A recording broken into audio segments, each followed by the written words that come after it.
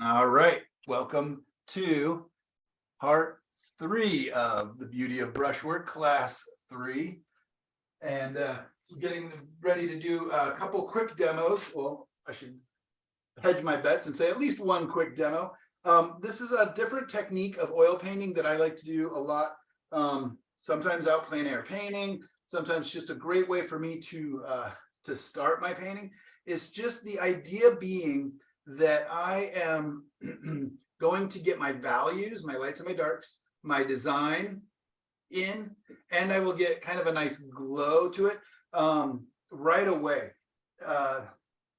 So first thing I'm going to do is brush in a bit of Indian yellow, just a touch of paint thinner, just so it flows across there.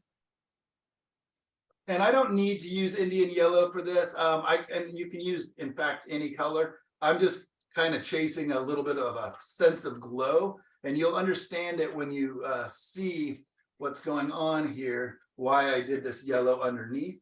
I'm giving that just a second or two or a minute or two to sit on the canvas. What it's doing is, because I have gesso under there, the gesso is slightly absorbent, and transparent paints, when they get absorbed, have a tendency to kind of stain a little more than the opaque colors. And that was something that I kind of learned accidentally. And now I just kind of utilize it a little more. My colors on my palette are a little bit different this week, partly because I ran out of the color. And so I grabbed a sister color of it. And then the other color I grabbed as a substitute just out of curiosity. So I've got my normal titanium white. I've got cadmium yellow lemon, which I don't use cadmium paints very much anymore, but this is a really, really old tube I found. This one's over 6 years old. In fact, I can feel it in the tube that it's quite hard. So I just figured I would use it up. All the duct tape is on there because when I travel, I don't want the sharp edges to puncture other paint tubes, which happens when you're traveling and they're bouncing around. And then the other thing is, I think this one actually did get punctured, and I think I wrapped it up while I was traveling with it, is to literally stop it from putting yellow cadmium paint on all my clothes. When we took a year-long trip around the world, it was a bit of a pain carrying 2 full oil painting sets, one for myself, one for my daughter. We quickly ditched my daughter's and got her watercolors and gouache and pens and stuff and a pad of paper instead. And I kept traveling with oils the full year. And we were otherwise carrying only carry-on luggage. We traveled the whole world with just carry-on bags, except for my paints had to be checked in. And so that was a bit of pain in the butt. But anyways, they did get punctured down in South America, and I ended up having to buy a bunch of new clothes because can't really get oil paints out after they've sat for a while. Anyways, cadmium, I usually use Hansa yellow. This is Indian yellow, which is a very warm, transparent yellow. Looks like orange on when it's squeezed out like this, but you'll see that it can go quite yellow. That's the color I just put on there. This is Naphthol Scarlet, which I use as a substitute for cadmium red medium. It's slightly more transparent. It really retains its warmth. I like it a lot, and it's quite a lot cheaper and safer than the cadmium colors. Here's the first substitution color. Is normally I use a quinacridone red. If you guys can tell, this is a little more on the maroon side, and it is quinacridone magenta. So it's slightly more towards purple. It's just got a little more blue in it than the quinacridone red. It's a glorious color. I pre-mixed these purples to test it. I mixed the quinacridone red or quinacridone magenta with my manganese blue, and you can see the variety of gorgeous purples and fuchsias and kind of grayed down blues up into the bright whites. So yeah, a lot of times when I use a new color, I will do some quick experimenting to kind of just see how it plays with the other colors. Ultramarine blue, that's pretty much the most, I bet you out of all my colors, that's the only color that's been on my palette since day one of oil painting is ultramarine blue. And then manganese blue, it's kind of like a cerulean blue, but more extreme. It is a phthalo blue derivative. So meaning it's like a controlled phthalo blue. I really like it. It makes gorgeous colors, and it can be very, very bright, vibrant. I can make beautiful turquoise colors with it, but I can also dull it down and gray it down to beautiful effect by just mixing a tiny bit of orange to it. All right, over here on my guest colors, right? This top one is the one that's going to be the star of the show, I hope. So this is a weird color, weird name. It's called brown pink. I don't use it very often. I've had this tube for a very long time, and I think it was given to me. I use typically over here, I use the transparent earth red, but I don't know why. I just decided that this was a little more on the reddish side, and really it makes some beautiful, beautiful colors. Is that a gambling? Yeah, this one is gambling, brown pink, and it's quite transparent. Actually very transparent. So I'm just curious, I should do a side-by-side test with the the transparent earth red at some point, just to see what is the difference. I'm not positive on that. It does look a little more reddish. And again, Michael, quickly define guest colors. Was that colors you don't use that often? yeah, so these, I always have 2 yellows, 2 reds, and 2 blues and white. Pretty much no matter what I'm painting, unless I'm very purposely painting like a tonalist painting, right? Where I'm purposely taking colors away. But if I was just gonna travel, or if I was gonna jump in the car and go plein air painting and I don't know what I'm gonna paint, I'm always gonna have 2 yellows, 1 yellow that leans towards green, 1 yellow that leans towards orange, 1 red that leans towards orange, 1 red that leans towards purple, 1 blue that leans towards purple, 1 blue that leans towards green, and on it goes. And then my guest colors are, if I just invite another color. Now, oftentimes they are in the brown family, sometimes they're in the grays. This one I have a Payne's gray, which is a very dark blue gray. And then I grabbed burnt umber, which is just a really useful, dark, very solid, earthy brown color. And I don't know if I'll even use the burnt umber today or not. But anyways, those are just guesses. In this painting, the brown pink is going to be the star of the show. You can also see all the paints. I just lay them out down below. So that way, if I'm running out, I just squeeze them back up there. And I think we're ready for stage 2. I'm just gonna load my brush with a bunch of brown pink. And let's attack. So yeah, very transparent, very red. So maybe I will.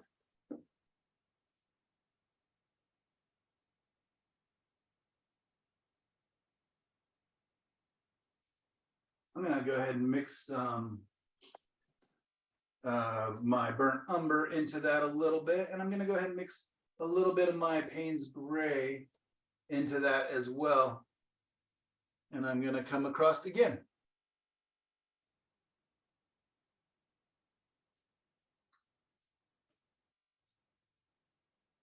So when you're starting, do you, I'm not muted. When you're starting, do you, are you shooting for the value that's your darkest value? Yeah, I mean, it's not so important that I get my darkest value, but it is, I would prefer to have on the darker mid value. And then I can come back in and add my darks, but this is quite dark, as you can see. But I'm not too scared of it because I've done it enough times. Maybe I should be, famous last words, right? Just gonna kind of smush that on there.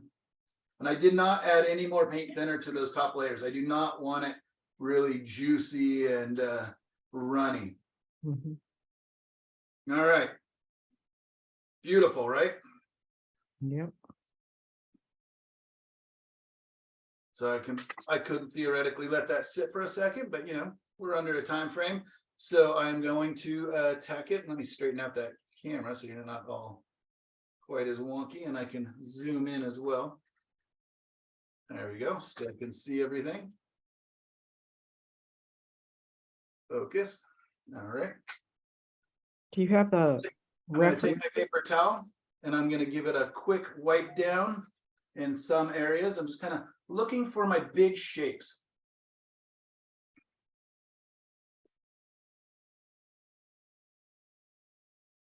Do you have a reference photo? Yeah, so I showed it early on. It's that bridge, that one that I think you asked what if I used a filter on it.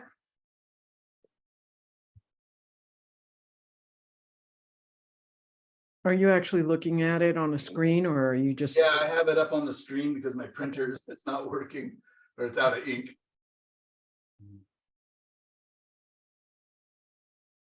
So all I did was pick out my big values. I really squinting down and I'm just looking at the big important dark to light. Again, almost no tan like, just black and white, but I'm just thinking dark and light.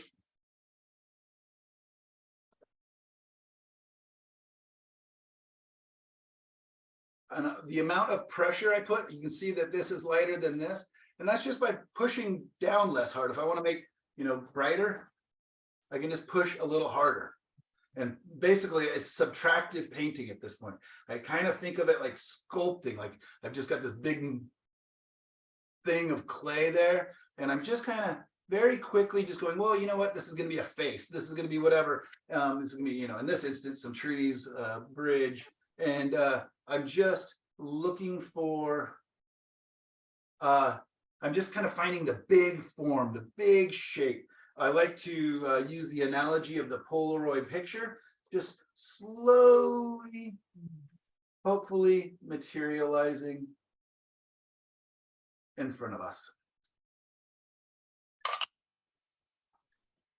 The cool thing is if I mess up, like let's say, oh, I trimmed that tree down too far up there, I could just add more, oh, chop down too many trees over here. Oh, there they are, they're back. In theory, a lot of times this will end up kind of pretty and nice and interesting, and I half tempted to leave it. And other times it's just my big shapes. It's just like other people can't even tell what they're looking at, and that's okay because this is information for me. I'm the only one that needs to know what it is that I'm trying to convey. But you guys hopefully are beginning to see a little bit of something there, right? Kind of got my big trees, got my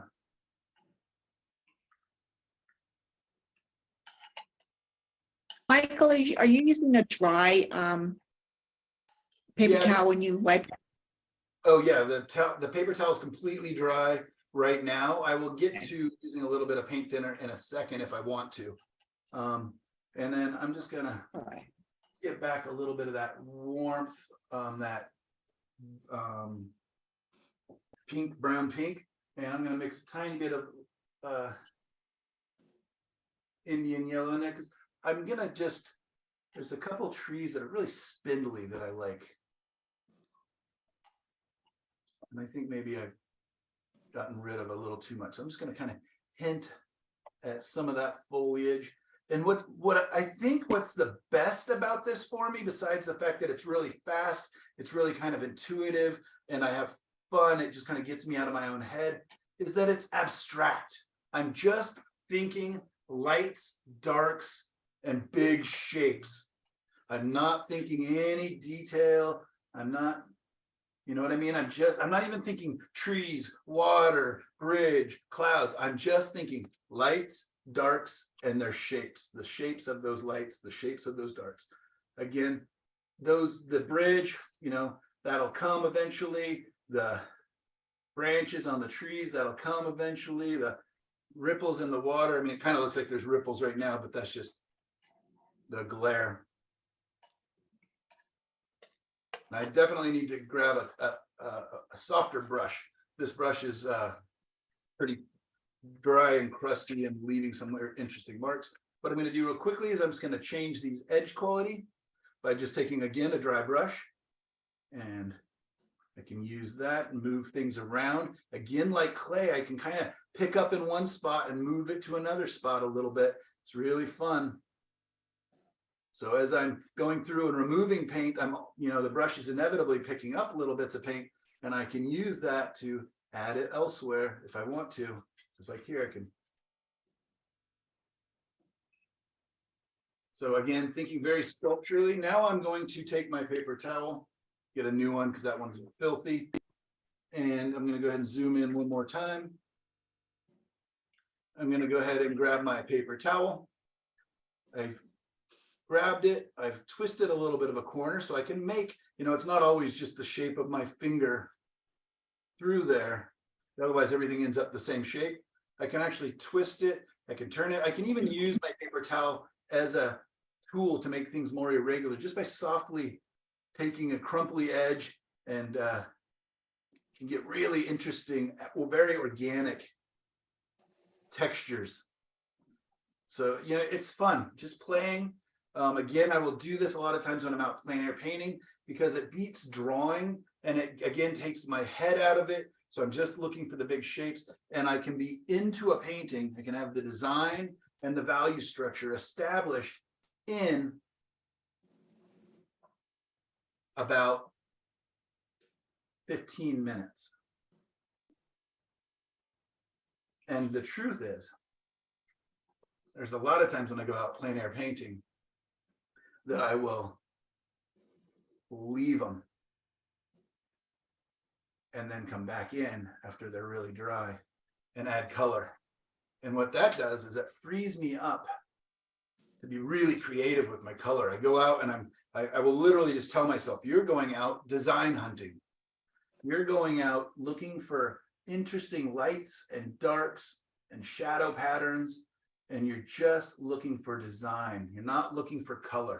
Because if we go out and try to find the best subject, the best colors, and the best, lighting and everything else, it can really it'll make it impossible to pick a subject, because generally all three of those things are pretty hard to find. Sometimes you get lucky and the painting just presents itself to you. But I find a lot of the time just focusing on one or two of the main large elements to be really useful. What is this I'm using?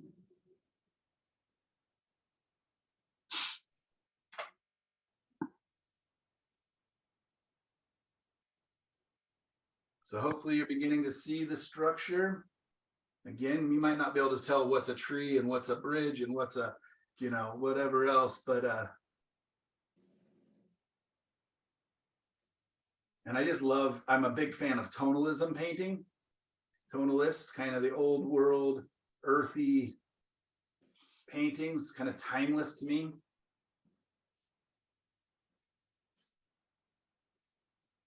Want this tree to be more spindly. Want these trees to be more spindly. So I'm just subtracting the edges, softening those edges. This is a hill back there. I want it to be, if I was doing it in color, it would be very gray and soft edge. But because I only have these colors that I have, I can add color here in a little bit. I can, easily come back in with the Payne's gray that I've got.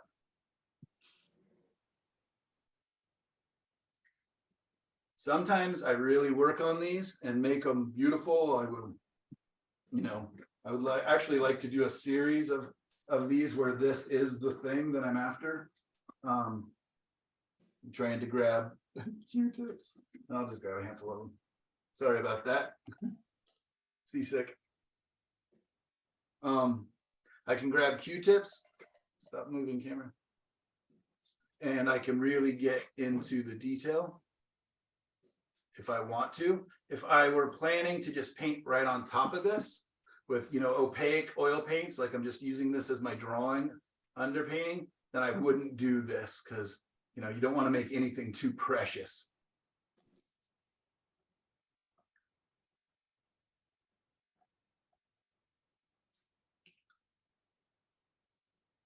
Okay, so Michael, Susie, you're making sky holes? No, is that what you're doing?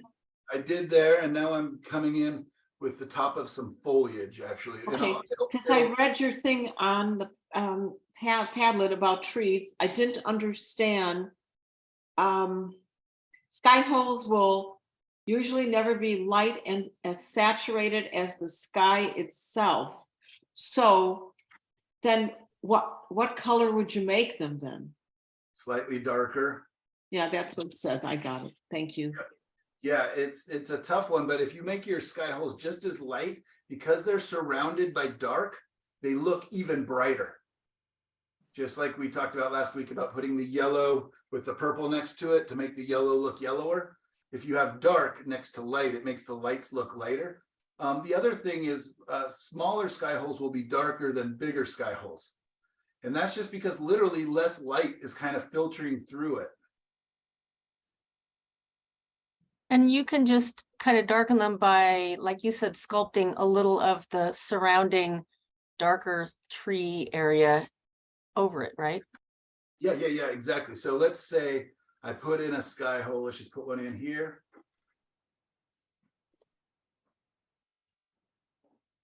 Right? Very You see how bright. that is? You know, it's the same as this, but it looks brighter. It looks so glowy. So yeah, I can simply just, I see. it's still there. But now it's much more realistic and it reads better. If you make your sky holes too bright, they look like they're actually being lit, like there's some light source in it. Yeah, I don't want to take up too much time with this. I just kind of wanted to show you this, and I'm having a great time and I'm excited about this. I think it's off to a pretty good start. And then you saw what I did with the Q-tip. It's all very, very bright and light. So I definitely don't want it to be that because it's the edges of bushes, the top of the bridge, you know, things like that.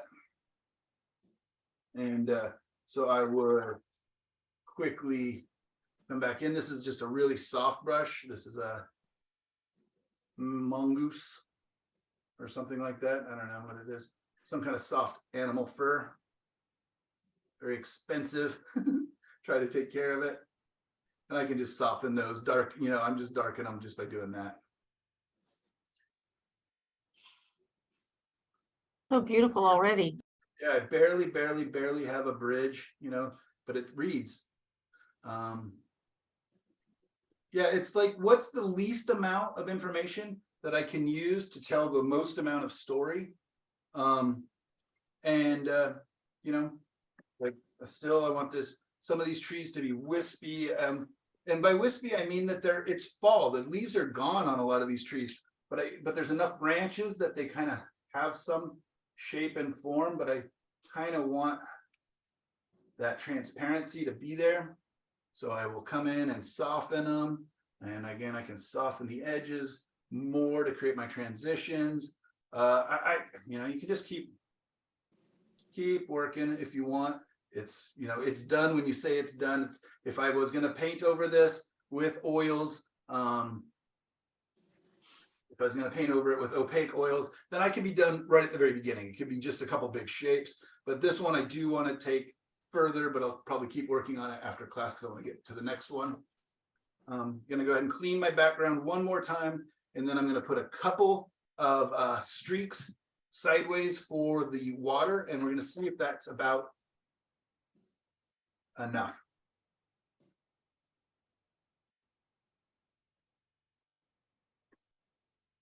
Again, I just kind of came back in with one more little dash of paint thinner.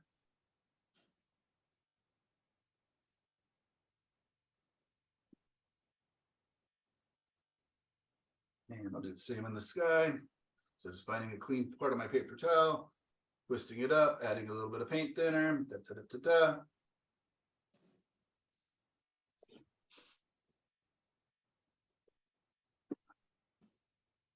All right, who is seeing this technique for the first time? Anybody?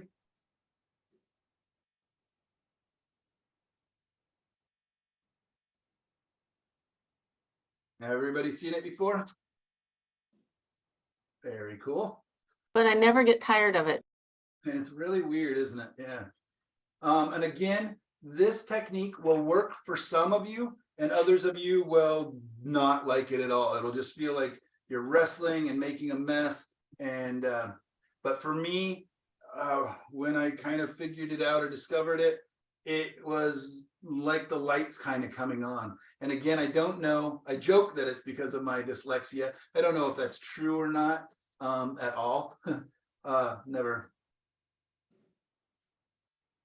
But it seems to kind of make sense. And again, for some people, it's just I'm just gonna remove a little bit of light, add some ripples.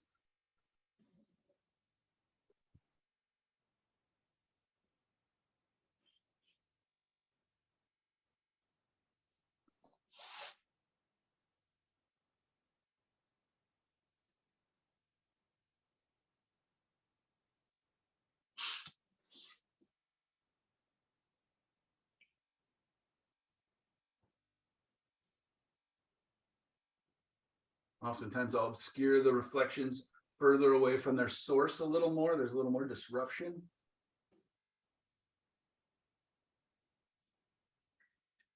Disruption in the force. Grab a Q-tip and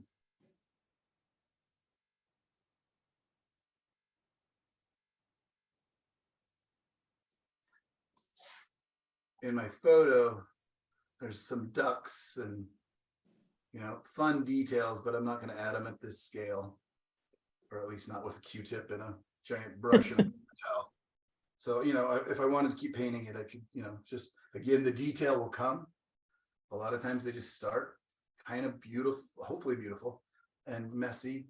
And yeah, there we go.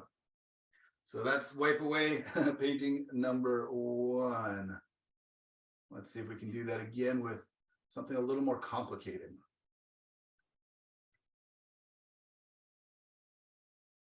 So when you, if you were going to paint over this with paint color, do you make it a point to match the values if you like what you've got in the underpainting? Yeah, generally, or a little bit lighter. Yeah, ideally it would be a pretty good match in values. Mm-hmm. But I don't know. I have some that got really, really dark. And I kind of painted myself into a corner, like this beast here. Zoom out. Mm-hmm. I haven't been able to continue on with it because I painted it so dark. So I got to kind of figure out what to do. And this one was just another one, just kind of made up. It's a really old, they're painting on top of an old painting. You can actually see a lot of the brush strokes and stuff. And so anyways, that was just for fun, just using up extra paint, but it kind of ended up almost good enough to care about it, but not quite good enough to do much with it. So I don't know, kind of a cursed painting right now. Just sits here in the corner quietly, asking why I don't want. Why don't you love me? Yeah, giving you the stink eye from the corner. Yeah, exactly. Yeah. Eventually, I probably will just paint over it or throw it away. But I'll keep it around. Maybe another time I'll just go, oh, here's some. Maybe like these weird colors that I mixed today would be kind of. I can just go crazy because I don't love it. Mm-hmm.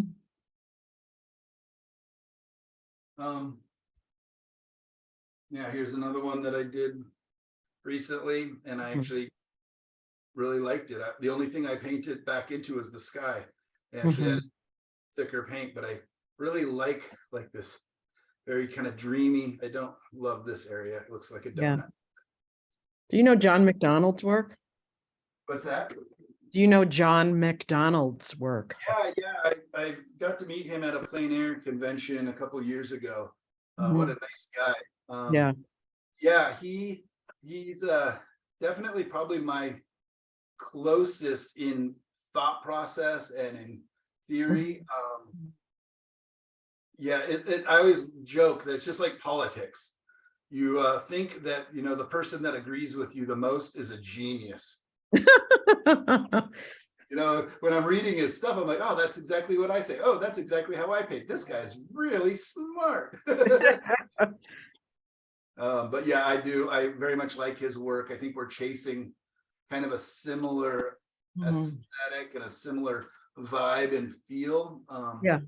In You're- our work. I wish he lived closer. I wish I could actually, take him out for coffee someday or something, but I think he's on the east. I don't actually know where he lives, but I remember thinking it was pretty far away. Hmm. But yeah, I'm liking this wipe away the second time around. I think the first time that I did it, it was too wet. That's probably why I didn't like it. oops, you faded out there a little bit. I enjoyed doing this the second time better because I think the first time I did it, I put on too much paint thinner. Yes. So it was too sloppy then. Yeah, there's definitely a learning curve to it.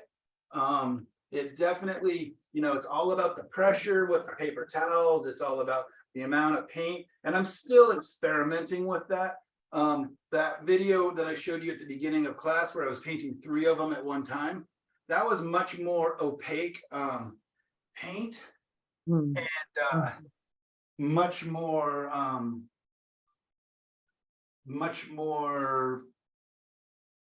direct, which is super fun. But these ones I'm kind of considering them more as most likely an underpainting. I'm looking up that other reference right now. That's why taking a little break. Was homework painting to paint trees?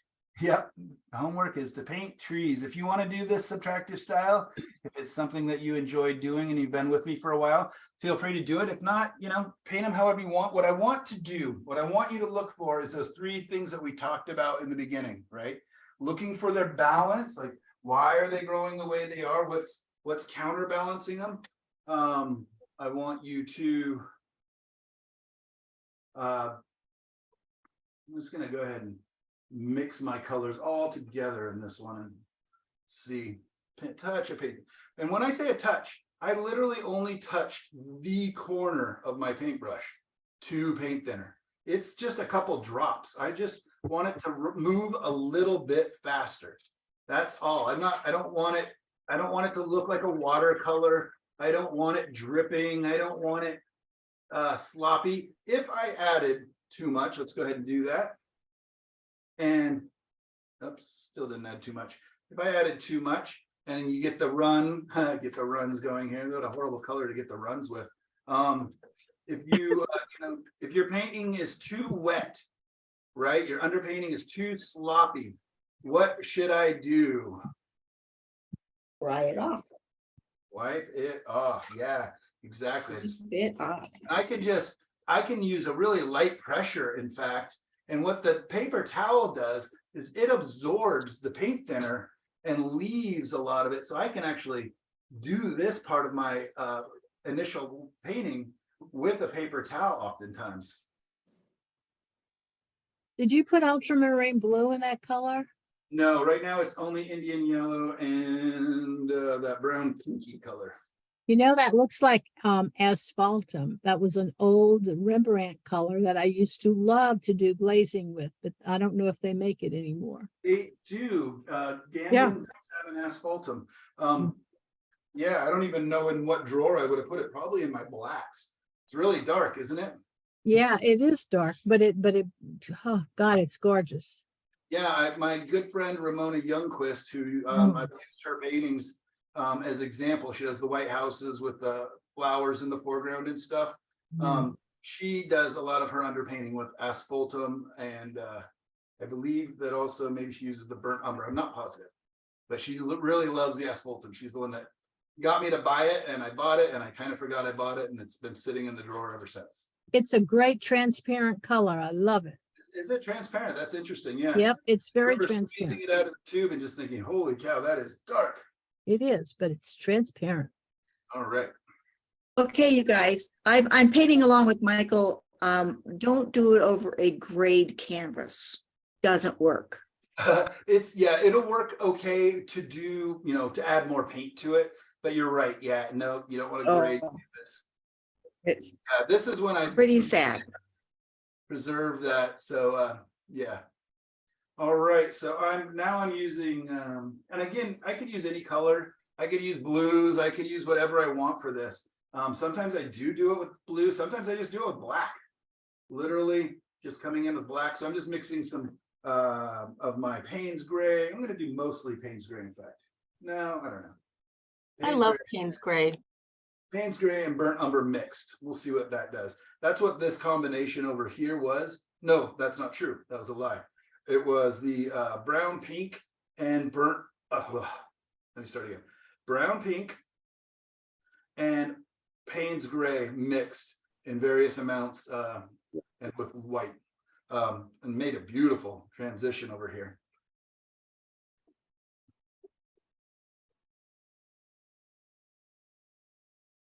I have a feeling I'm gonna want some more of that brown pink. I've run out of it on my palette, so I'm just gonna squeeze a little more of that out. And this is going to be a different reference, right? Sorry, I This stepped is, away. this is that one that I showed you the video at the very beginning where I was outdoor painting, Oh, okay. the little park near my house. Oh, right, it had the different shaped trees. Yes, exactly. Yeah.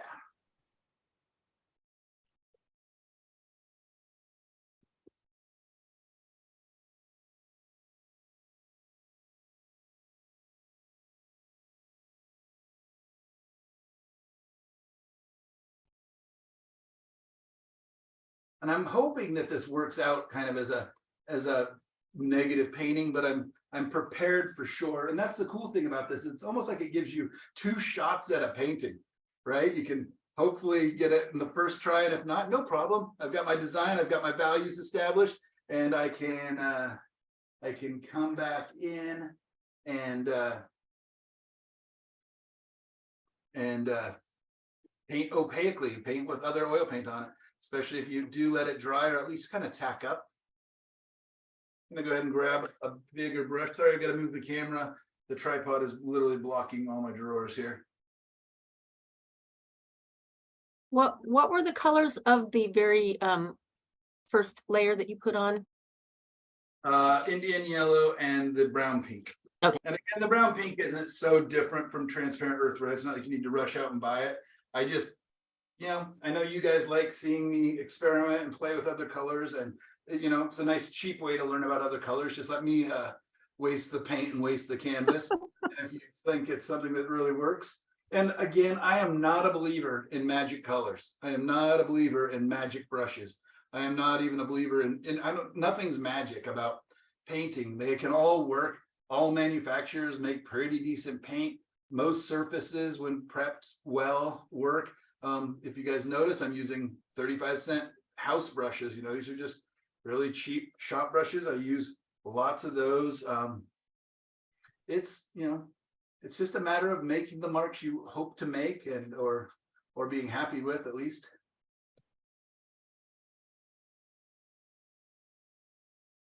Moody. Sometimes, even at this very early, where it's very abstract stage, can be kind of beautiful, like the simplicity of it. And I always notice too that horizontal brush strokes don't have as much glare, right? You see that? So everything's painted horizontally. You don't have as much glare. Watch if I just change it to a horizontal brush stroke. Catches the light. Yeah. It's capturing the light on the top ridge of the brush strokes.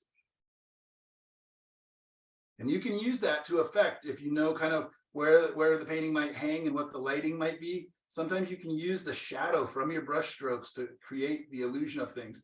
I know some artists that will have like the overhangs of barns. They'll actually use thick paint on the roof so that it casts a shadow and looks like the shadow of the overhang. Oh, wow. Yeah, I think I'm about okay with what's going on here. It's going to be quite dark, it looks like. I don't want it too thick. Let's attack. Let's get in there. So I want to get to my horizon line is probably right about here, right? So one of the first things I always try to decide is, where's my horizon line? Probably right about there.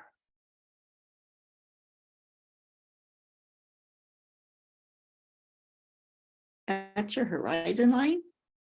I think so. Okay, Reflections of the trees.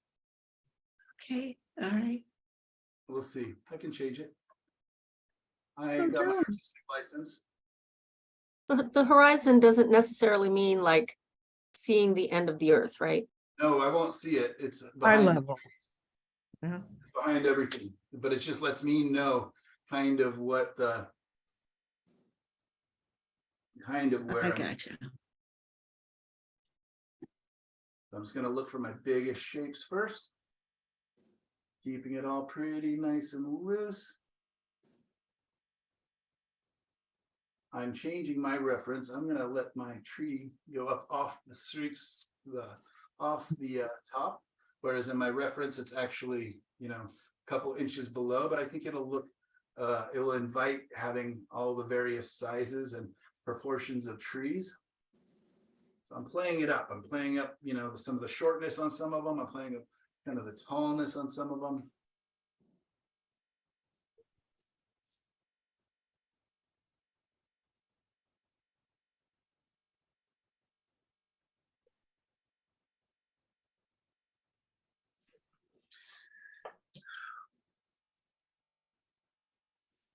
It's a pretty important line in my painting.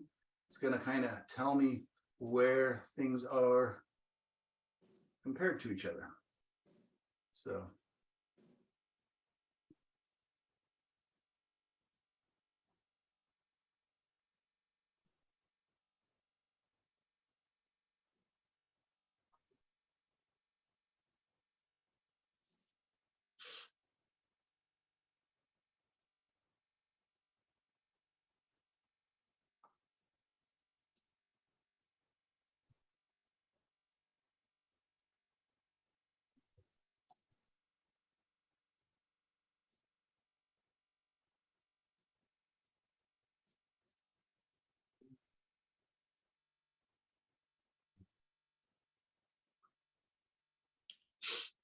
Again, I'm just trying to find out where things exist in space, you know, knowing the base of things, where the ground meets the water or where the trees meet the ground. It's pretty important for me to just kind of figure out where in space do things exist.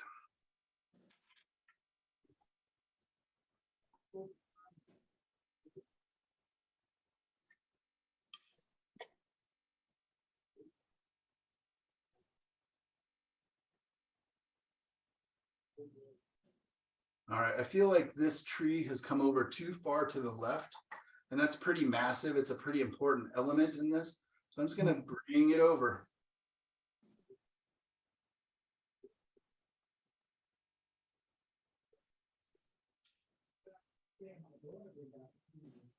So pretty massive change, just adding a whole nother tree. But it's better now than later. Everything's better earlier than later in painting. Any mistakes, any major changes you can make in the beginning, don't say I'll wait and I'll fix it later, because a couple of things can happen. You can forget, and other things become precious and you start to protect them like we talked about earlier, and you don't want that to happen. Clean paper towel time. So this tree kind of tops out here, and then it's kind of, my trees kind of empty out back here.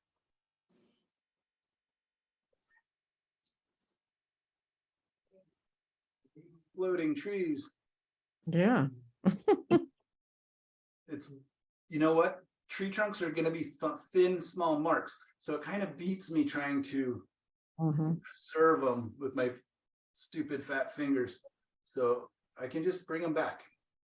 So as I'm looking to the big shapes, when we're painting big to small, that's our shapes, big shapes to small shapes, constantly referring to that mantra will really help to speed things up and keep you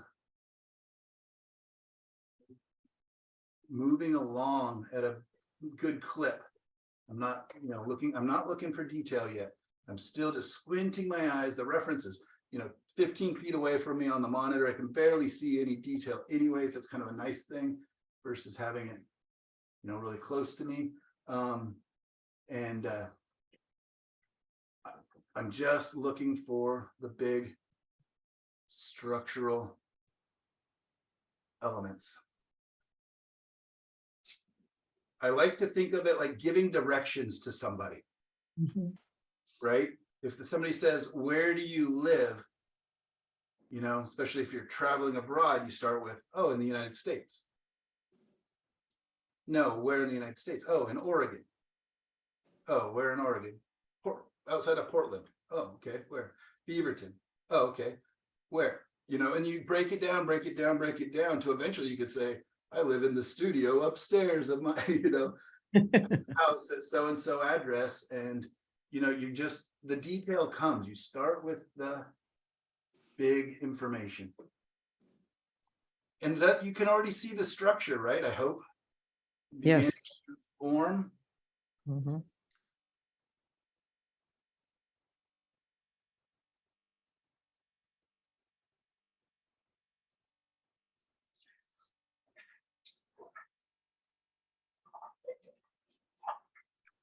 Grab a clean brush here, and I'm going to quickly just kind of, for one, get rid of that glare. So I'm just very softly here. I'm just kind of coming across it. And I'm softening my edges a little bit because I know I'm gonna come back in. Also, if I squint my eyes, I can begin to say where the lighter areas are. Both where the light's either hitting it or where there's or where the light is coming through the trees a little more.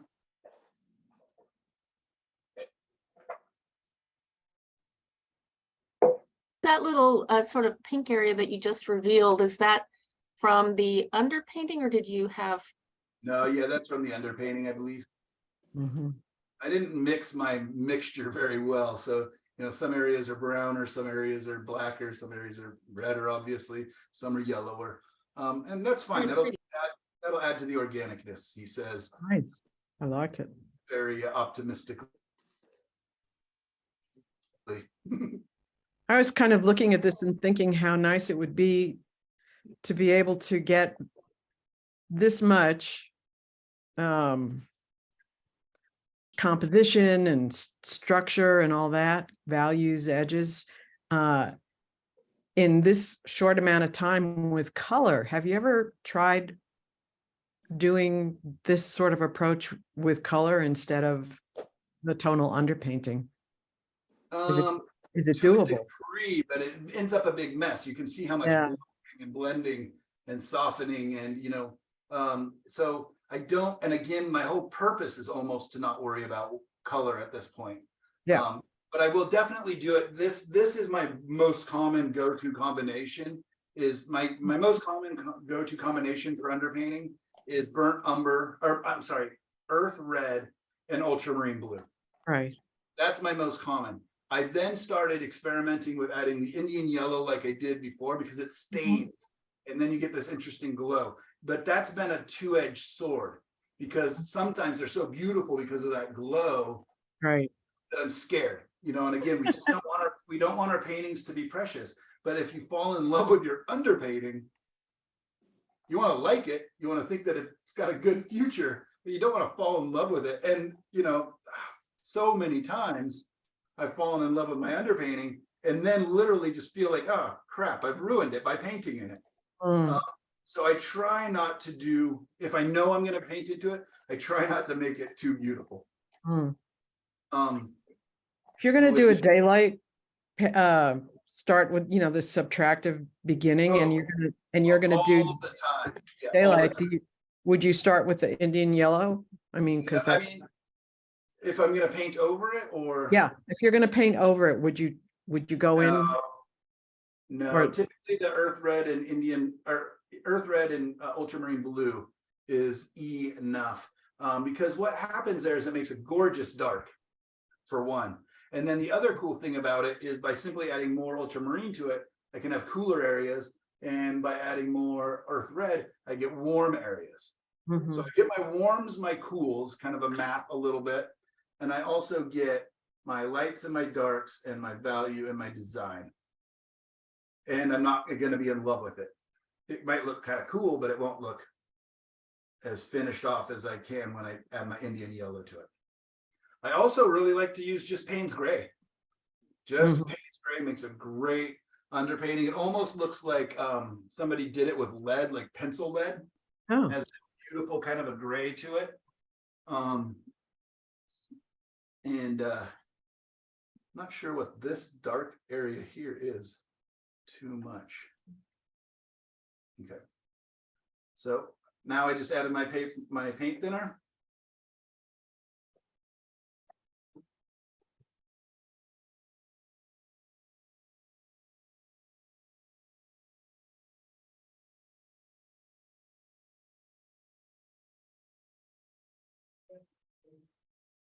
I can even let that paint thinner just sit on there for just a second while I attack the sky and do the same thing.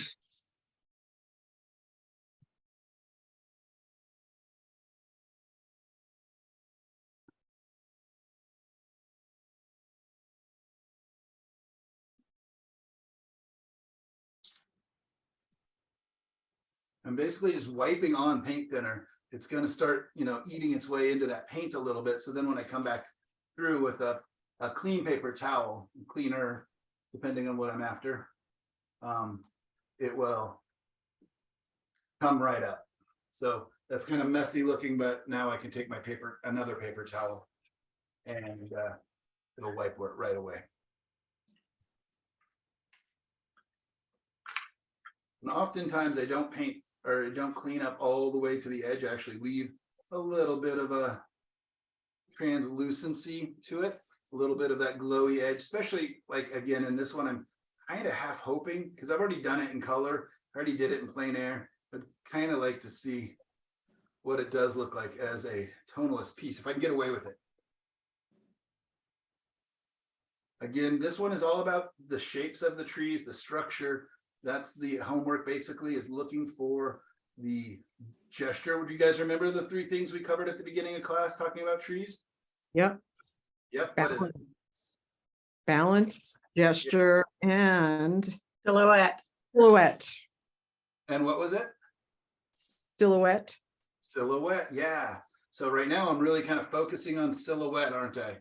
If they had a little more motion and movement, I could be looking towards the gesture, but I still can be looking to the gesture a little bit. And especially when I get into these poplar trees over here, they're going to have a lot more opportunity for dancing and movement. And so, yeah, in the back of my head, thank you, Arthur Matthews, I am thinking about those dancing ladies, right? Or I've got another painting, I think I named the Sentinels because they're just tall and they look like guards. And you can give, what kind of personality are these trees? Are they old and withered? And I've got a painting called Hang On, which is all about a tree I used to love visiting out up the Oregon coast that just was barely hanging onto this cliff for years and years and years and withstood all these brutal Oregon coast storms. And just, its roots were exposed, and there it was. And I loved it. It was such a metaphor to me for strength and just, the will to live. Eventually it did come crashing down, but I got to paint it, probably 3 or 4 times.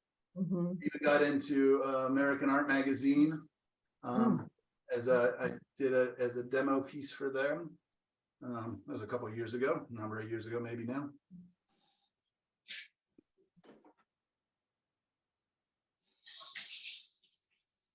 When are you doing that painting with Eric Rhodes? Is it going to be, Monday morning at 9 o'clock my time. it's, let's see, what do they call it? The live shows, So it's Oh, going to I be, yeah. Michael, What? it's going to be live. Yeah. You can watch it on YouTube or on Facebook, I guess. Mhm. Yeah.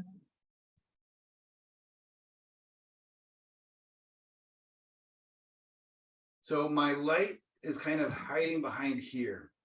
Kind of what I'm picturing, kind of making some of these leaves and things more translucent, more glowy. So I can kind of play that up a little bit. Also can play it up by the light in the sky a little bit, letting it get a little bit darker as it gets away from there. It looks Play that up in the water as well, in the reflection.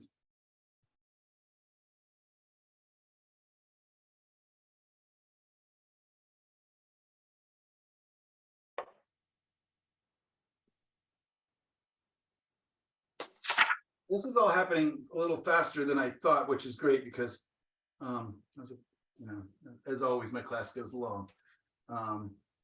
Yeah, it was funny. OSA called last week, I guess it was, and they're like, "Your classes go so much longer. Are you forgetting to stop recording?" I'm just forgetting to stop painting. OMG. Is that a rule, Michael? That No, you- no, no. They were just curious. Well, No, I don't think so. because I don't. It's think one of that- the advantages of taking classes from Michael is it's a little more flexible, a little more personal. Yeah, yes, I agree. I am fully. Because if willing- OSA was giving you a hard time, You'll go take I care would of. be mad. Yeah, I'm there for open studio on Monday or Friday. I wish Michelle would come. Well, maybe I can if time opens up. for me. Yeah, I would love it's $10 and I do Michael's homework there. Because I don't have a studio at home. I only have a washing machine to paint on. Can I put my phone number in chat and you can call me? Yeah, I'm gonna go this Friday if you want to meet me. It's at 1 until 4. No, they don't have a facilitator on Friday. And I found a solution to do Michael's homework because if I did it at home, I never could. I had so many interruptions. Okay, I'll put mine on there too. That's good. Yes, please. Nobody talks to you. You're virtually alone. Okay, perfect.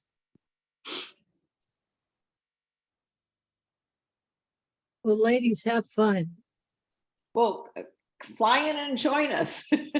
I wish I could. If I waved my Moses stick, I could get there maybe. Me and Moses. Oh yeah, I'm having a good time, just kind of slowly, you know, sneaking up on it. You can see I began to hopefully present a little bit of light, like on some of these shrubs, giving a touch of like a structure that's there, and yeah, I'm having fun seeing how it is evolving. I wish I would have let my Indian yellow Let's see. uh, Whoops. in there a little longer, actually.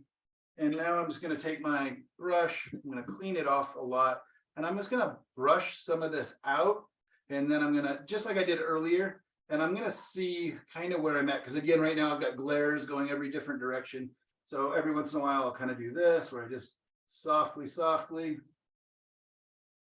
should use a better brush, not one of these stupid house brushes, because they make such crazy brush marks.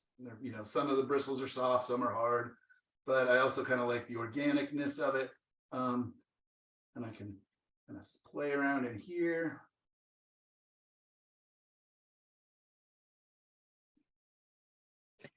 Use these That brushes. this work just looks old world to me, just very organic, like you said, and just I love it. I love it. Right, It's just like it's been sitting in a Catholic church with too much incense being used. yeah, dizzy from all the smells. Yeah. So yeah, you can, and look at that red, Michelle, it worked. It looks I like that's know. what the sun is. Yeah. That's Happy beautiful. accidents. Thanks, Bob Ross. Happy accidents. I love Bob Ross. I took a class with him a long time ago. Wow, that's so cool. I was in my early 20s. Man, too bad you didn't buy a painting while you were there from him. I know. I think he gave his painting away to Yeah. some. We put our names in a hat and a jar or something, and he gave it away. Yeah, he was not good at valuing his time and his money and his paintings, and He was so generous. He was such a kind person. yeah. Did you watch the movie about him and his estate and everything else? Yeah, that was heartbreaking. Yeah, devastating. His poor son. I know, but and his son is really a better painter than he was. But he Right. painted quite for himself. He painted quite differently than he painted on the air. Oh, well, that's good. He was more refined. But his son is a really good artist. I do have a couple of the Bob Ross knives, and you're right, they're wonderful.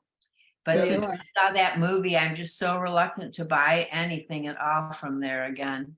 Yeah, isn't that crazy? I actually gave away my mug that I had of Bob Ross because realizing that that money was not going to his estate and stuff. Mhm. What Yeah, movie is I had that? a mug, but he put hot water in it, a painting appeared. What's the movie called? Is it called Bob Ross or is it something else added to it or what? I don't remember. I don't remember either. I think it has Bob Ross in the name. But yeah, it was really sad. I mean, his son just got nothing from what he created over all the years. Yeah, Bob was just not good about looking at contracts and stuff. No. Mm-mm. I think he was too kind. I think he thought everybody was as kind as he was. Yeah.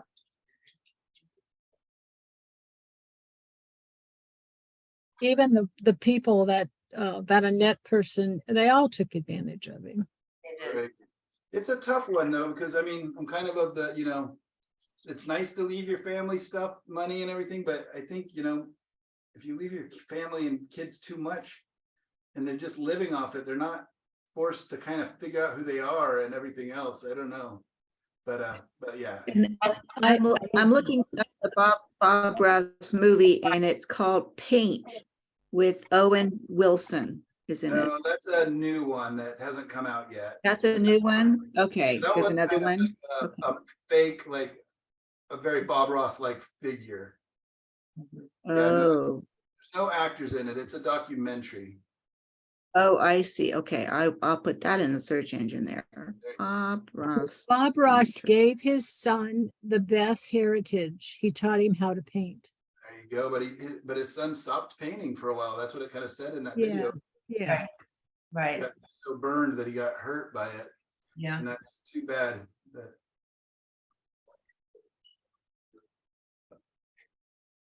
But I mean, it must be really weird to see millions of dollars. Yeah. That's not yours, like that you could have had, and yeah.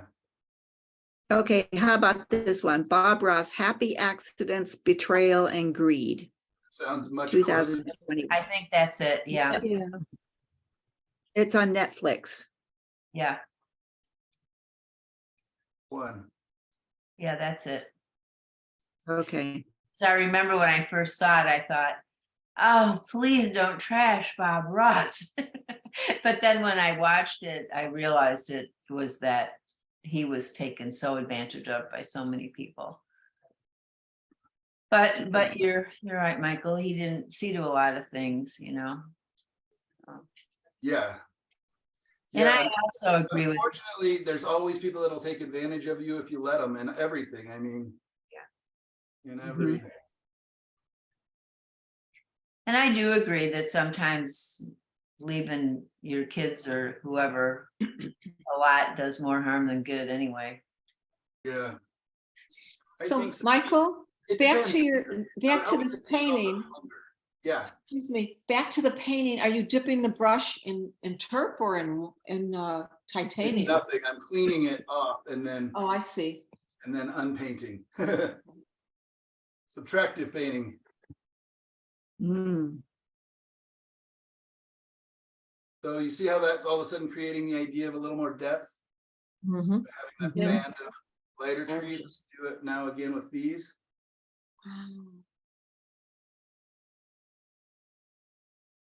But one thing to think about, no matter how much money you stack in a bank somewhere or possessions you accumulate, I've never seen anybody transition and go to heaven with anything but their soul. So you can't take it with you. Take it with you. Not that we should spend it all. We should save some to pay bills, you know, and take care of yourself, but you know. We have billionaire farmers around us. Now figure that one out. So, back to the trees here, your trunks. Did you really ever put them in, or did they just kind of like, They're just kind of hinted at, but no, are let's, they suggested? remember I told you I was gonna show you guys trunks and Yeah. branches. Let's do that. And I'm I'm already contemplating, like, do I come in and paint the sky, like add paint on top, or, you know, I probably should just paint some trunks in. So I'm grabbing a little tiny, where can I put it in front of this? So you see it's a flat, I think it's a size 1. It's kind of soft. I could also use any of my other brushes. This is a nice big flat, but look at when I turn it sideways, look at how fine it gets. So maybe I should do it with that. I'll do one trunk with that. So I don't want it as dark as any of my darks over here. So I will add a little Indian yellow, a little bit of that red. I can also even just kind of pick it up off what's here. So it looks right, you know, because it's just the silhouette. And I got to figure out, you know, where are my trunks kind of coming down? And let's even get rid of this one here. Let's get rid of more of them so I can have more opportunity to put some in.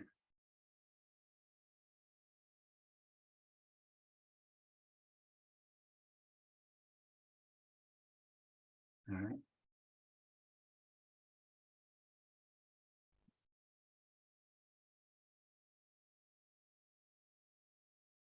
So I'm just going to load the tip of the brush up. And what I'm going to do, and I can do it here in the sky first, is I'm going to push down and then pick up. Or this brush is too soft. So I'm going to go back to this one and push down. And I'm going to use a touch of paint thinner because it's just not, it's already starting to get sticky. So I add a little bit of paint thinner so I can get a little bit of a slit, because you see how these are kind of broken up. I just wipe those off.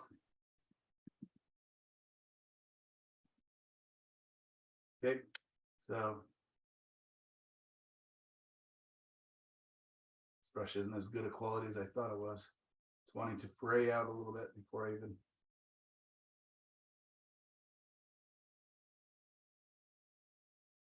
So you see it stays pretty even there. Let's make it a little wider so I can take my flat,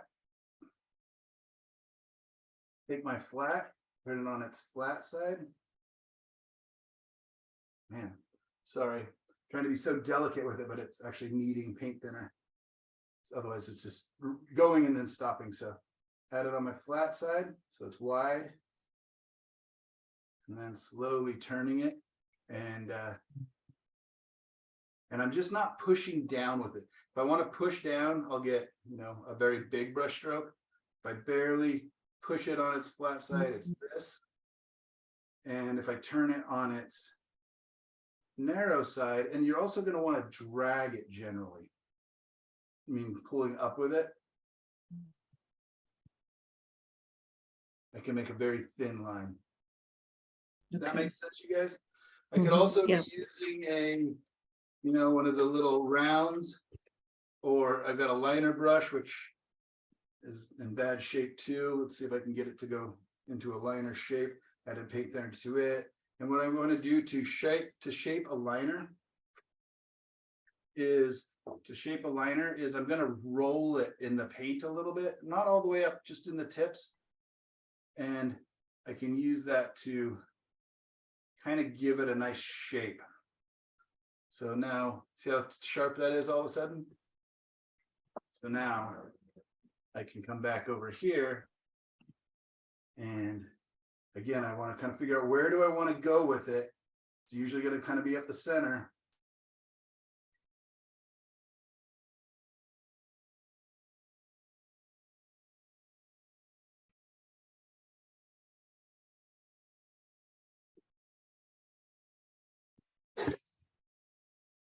I want a little more transparent paint on these ones that are getting closer to where the sun is behind them. little more red, a little more yellow. This one, centers there.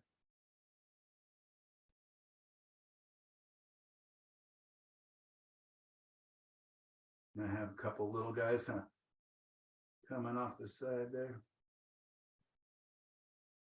Thinner ones will be lighter in value. Usually the thicker ones a little darker, less light getting around them.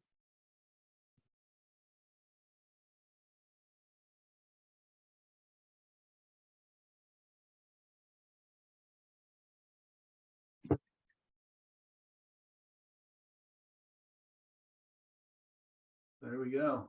If I wanted some branches for a split.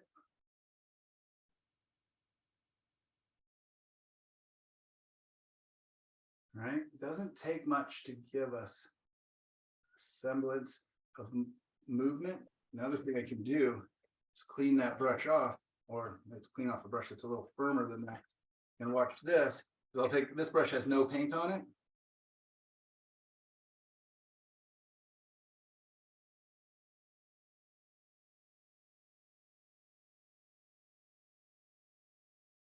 So when I'm going in front of the darks, I can bring down a little bit of light.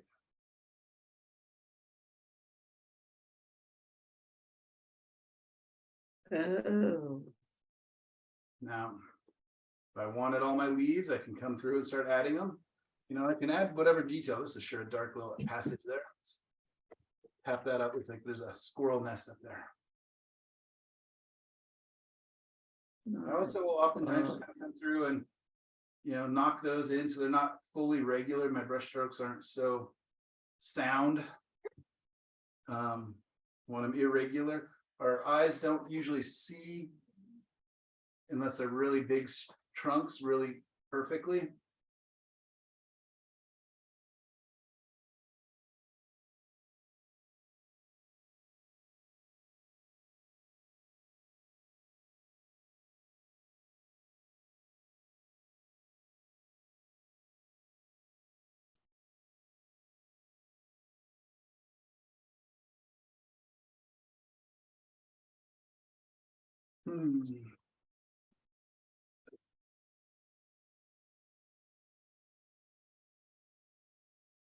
All right, so you guys can kind of see I've got a variety of tree shapes. I've got these really kind of soft, floaty guys. I could throw a couple sky holes into there if I want to make them a little more interesting.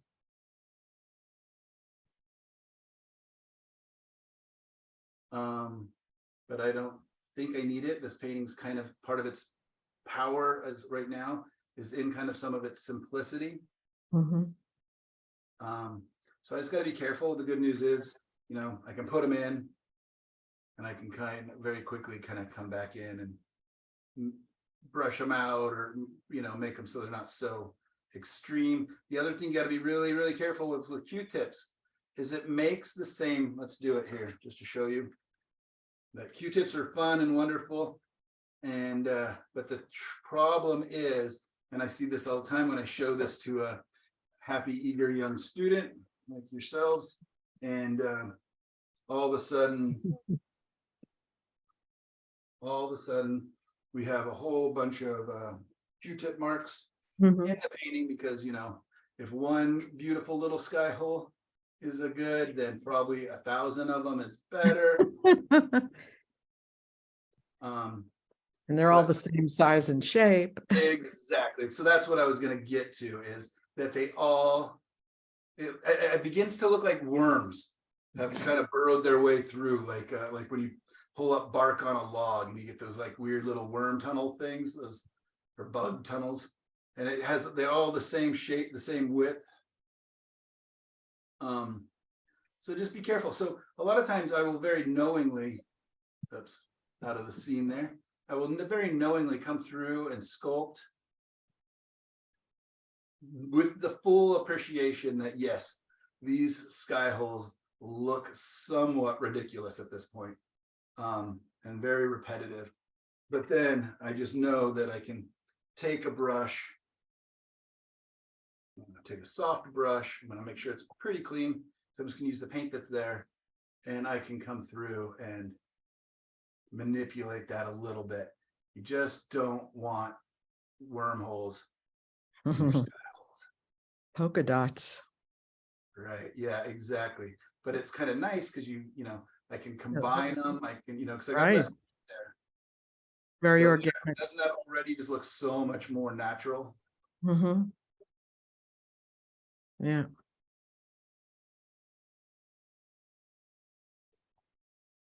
Yeah, I was recently watching a video of Kevin Corder, I believe is how you say his name. Hmm.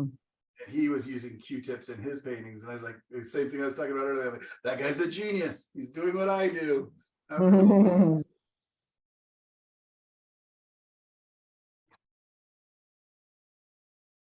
Yeah. All these artists. Oh, geez. Some paint thinner on that one. Probably have to kind of brush that out and come back in and restructure that. Anyways, let's do one more brushing, soft brushing to make it so it doesn't have all those crazy glares. And I think I will bid you adieu and go finish that first cup of coffee that I never did, and maybe get some lunch. God bless you. Thank you. Thank you. Thank you. And I guess I should remember to probably put some reflected trunks and things in there as well. They don't have to be nearly as exacting, but I'm just going to go straight down with them. And Beautiful. Were you have those colors mixed on your palette? Were you going to put them somewhere?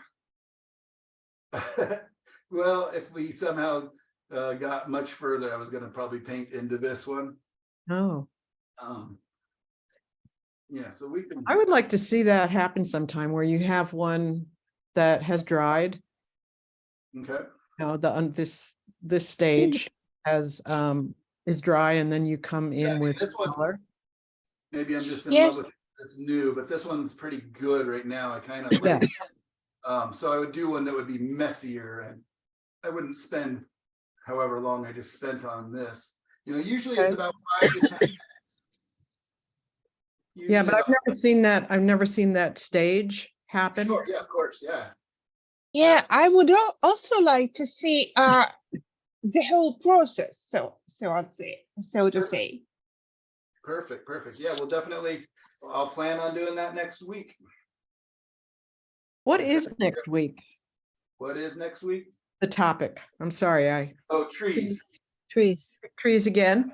Yeah, so it's 2 weeks on skies, 2 weeks on trees, Okay. and then it's going to be 2 weeks on water. But then our final project is also going to include water and trees and sky, but it's going to be the reflective side of water, because I do want to do waves and Mhm.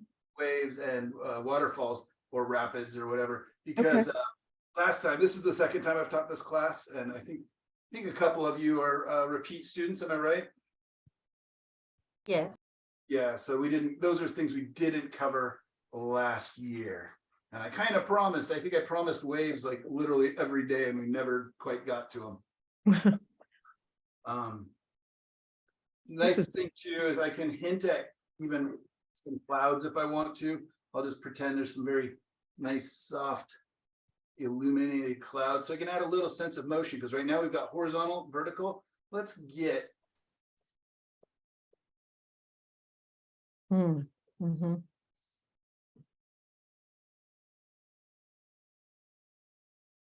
there we go. Nice. Soften that edge as I want. Got a kind of crazy question. In a beautiful tonalist piece like this, where would you put your signature? I mean, I like to, if there's a dark spot, what I like to do, I'm just seeing, I typically will sharpen a paintbrush on the back. I run them through my pencil sharpener. And if there was a dark spot in the corner, I would typically take the back of my brush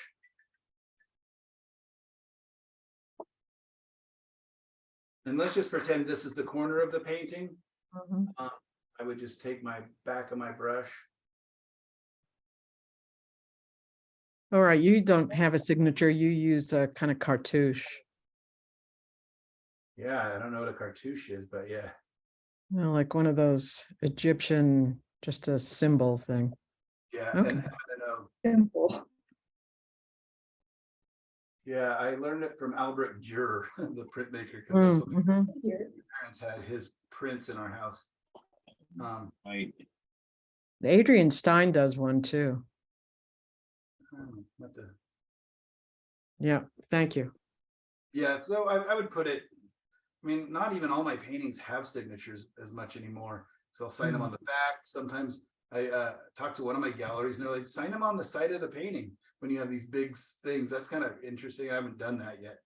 But I do find that most people do want the signature. Oftentimes when I leave it off purposely, I'll get a call from the gallery that whoever bought it is willing to meet up because they want the signature. You mean by signature, do you mean your full written name or your No, regular? my little MO, my little woodblock cartouche or whatever you call it. And I get it, you know, I think there's a traditionality to it. There's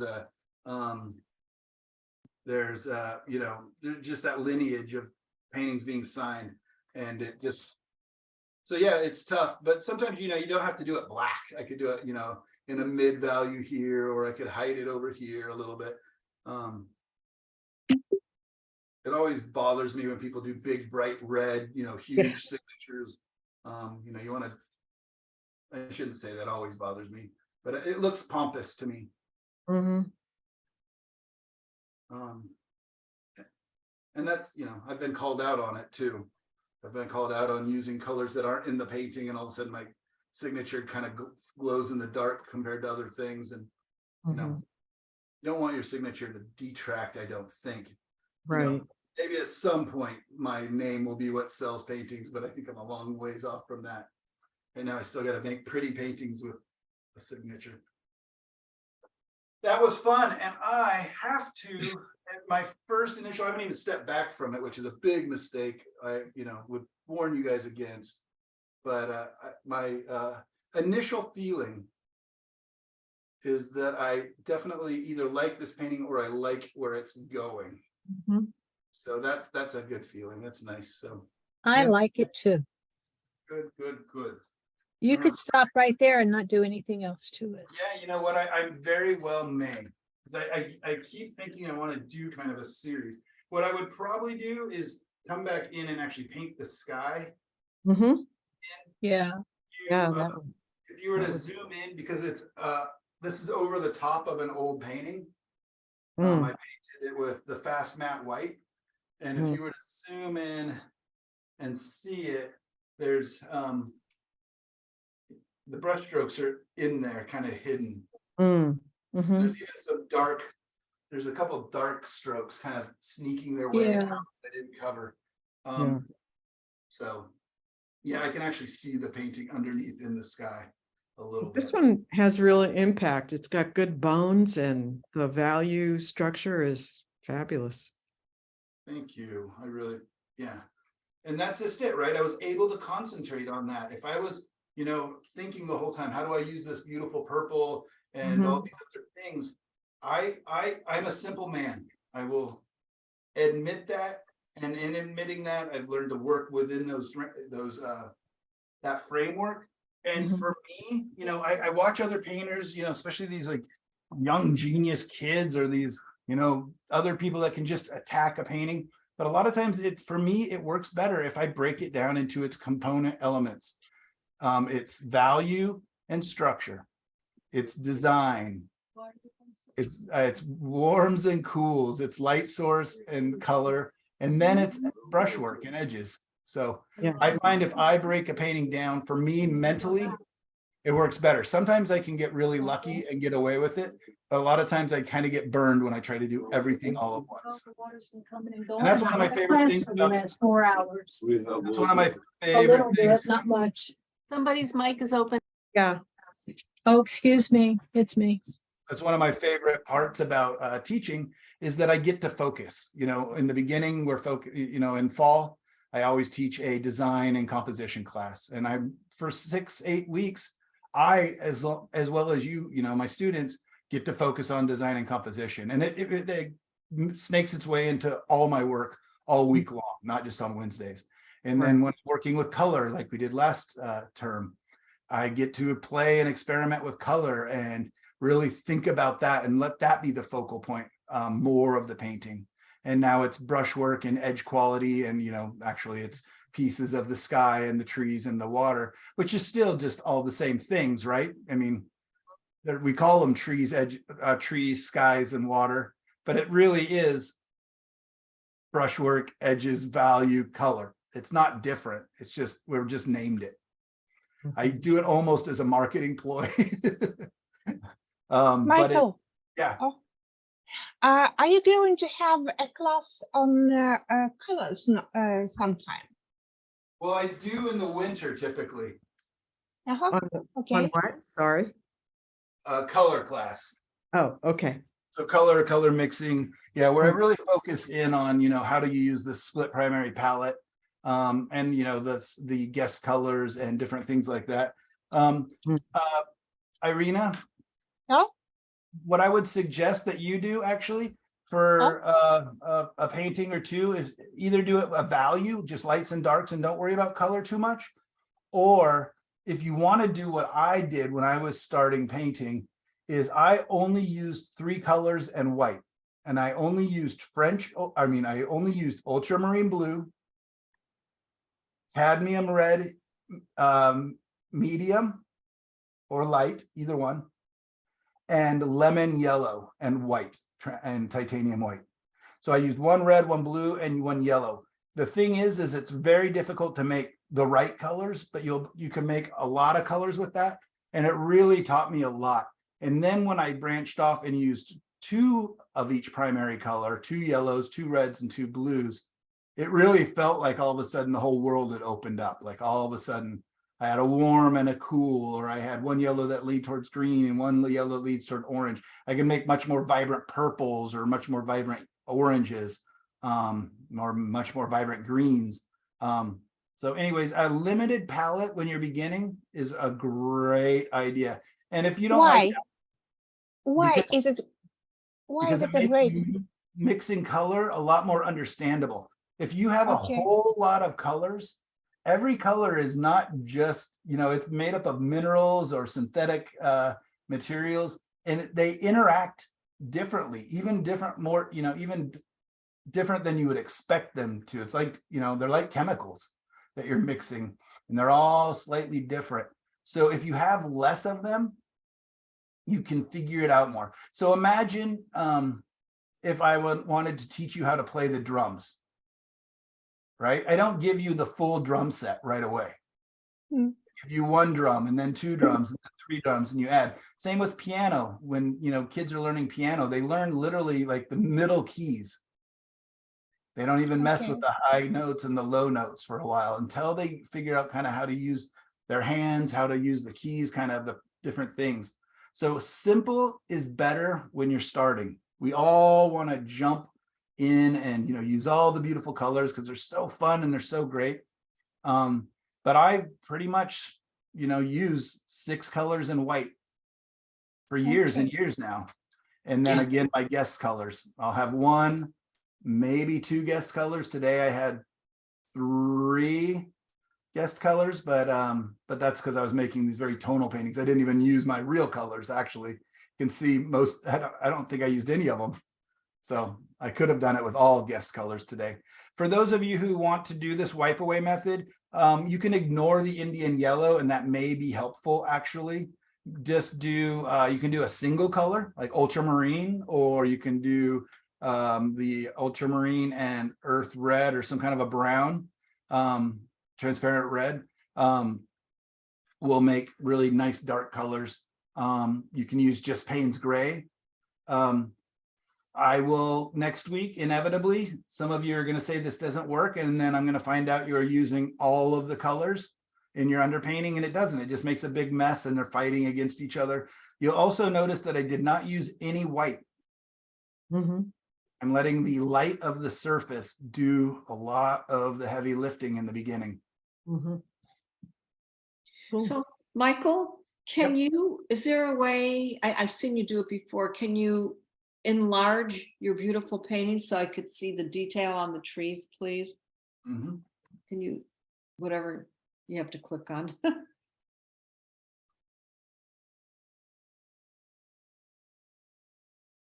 Oh my God.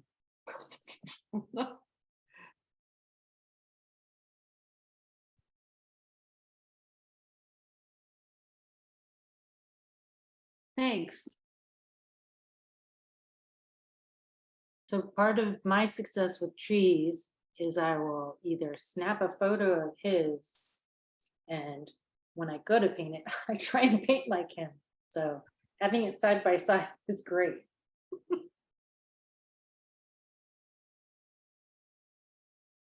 Fun, fun, fun, fun, fun. Is that a 9 by 12 or 11 by 14 that you have there? Probably a 12-16. 16, okay. Let's see. Yeah, 12, yeah, 16. Okay. Michael, didn't you recommend an old time, it was a book from an artist who you loved his trees? Yeah, who? Old time artist that I loved his trees. Is he a Yeah. watercolor artist? I think he was an oil painter, but you're like, get this book, and I got it, and it was like literally all I got out of it was his trees. Carlson? I'll have to find it and post it next Might have time. been Carlson's painting book on landscape painting. Yeah, I think you mentioned that. Thankfully, I have it, but Yeah, hold on one second. I'm gonna go look at my book. It wasn't Richard Schmidt that he talked about earlier, who paints like dancers? No, I'll have to see. No.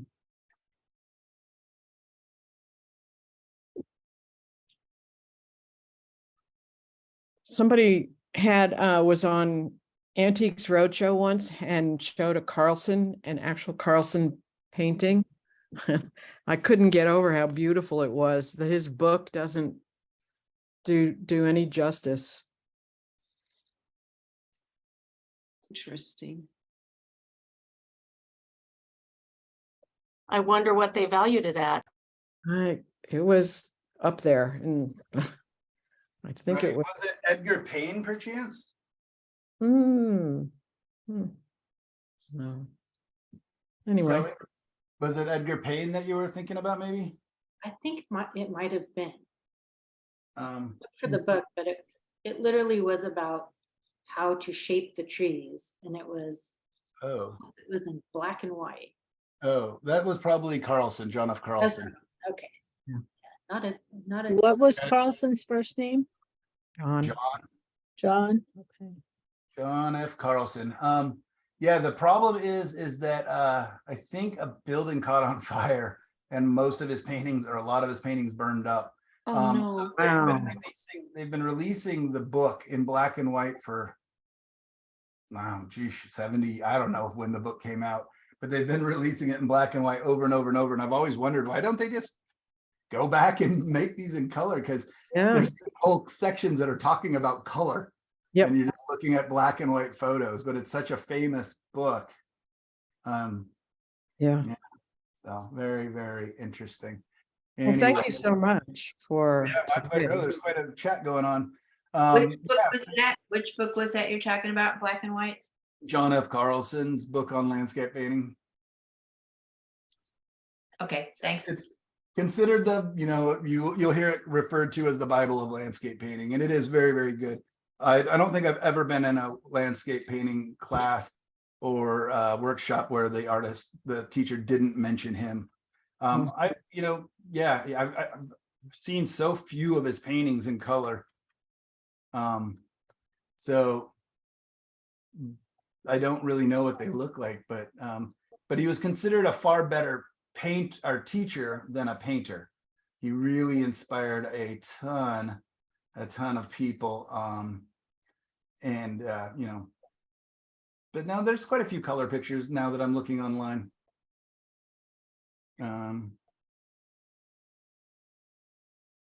So here we are on Instagram or Pinterest. So yeah, he's definitely painted some nice trees.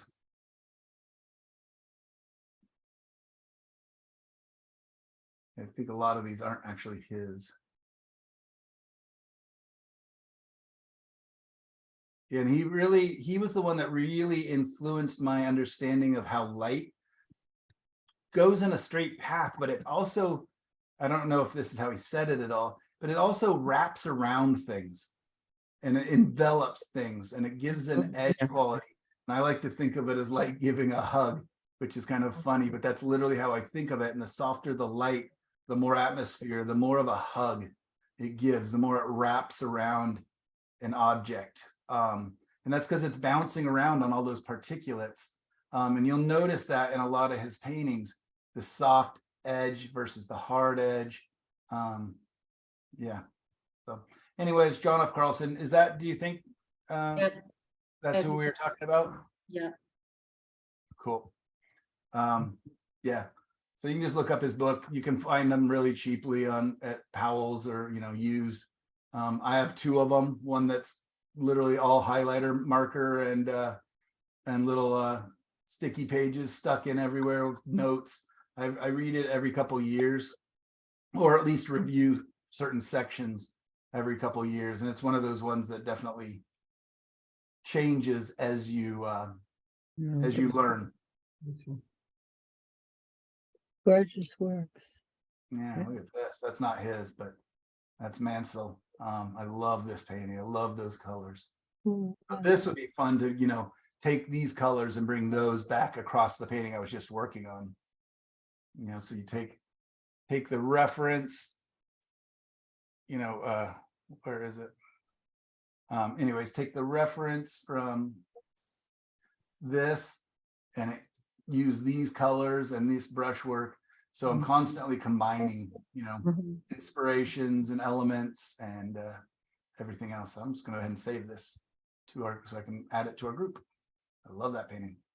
That's it. So remember when we were talking about hard edge versus soft edge? That painting's mostly soft edge. Very different effects than, lots of hard edges, a lot of crisp edges. Look at how clean and crisp this one is. So yeah, start observing that. Start observing the paintings. Oh, here's one of John's paintings right there, John McDonald. That's what we're talking about.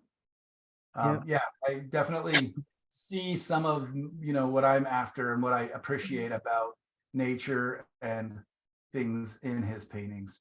Oh, look at that other one He's there in the middle. Beautiful. See that one that looks like the fog? Yeah, I saw that. Oh, that's his? Wow, Yeah. I've never seen that one before. That's really pretty. Yeah, isn't that nice? And look at the dissipation of edge. So the sharpest edge is here. And then here, actually, right at the very base. I wish, oh, maybe I can zoom in. Yeah. Huh. Anyways, oh, it's gonna let me. Cool. Anyways, the sharpest edge is right here at the road. And that's our leading in. And then it takes you to this tree being the next sharpest edge, right? And then the edges just get softer and softer. This little bit of yellow here stands out. And this odd, the roof line surrounded by, I don't know what that white dot is, surrounded by soft amorphous things really brings your attention in here. But then look as the edges get softer. And then you get back here, and you can just tell that there's snowy, cloudy, fog, coldness moving in. And it's kind of like, it almost makes you feel like, oh, I got to get down this road. I got to get that light before that gets to me. For those of you interested, Mark Hansen's one of my very favorite painters as well, another living artist. Love his work. He does tons and tons of plein air. I think he moved to Florida, so he's doing a lot more beach scenes recently. I tried to get him to move to Oregon. He actually called me to ask me if he should move to Oregon, even though we didn't know each other.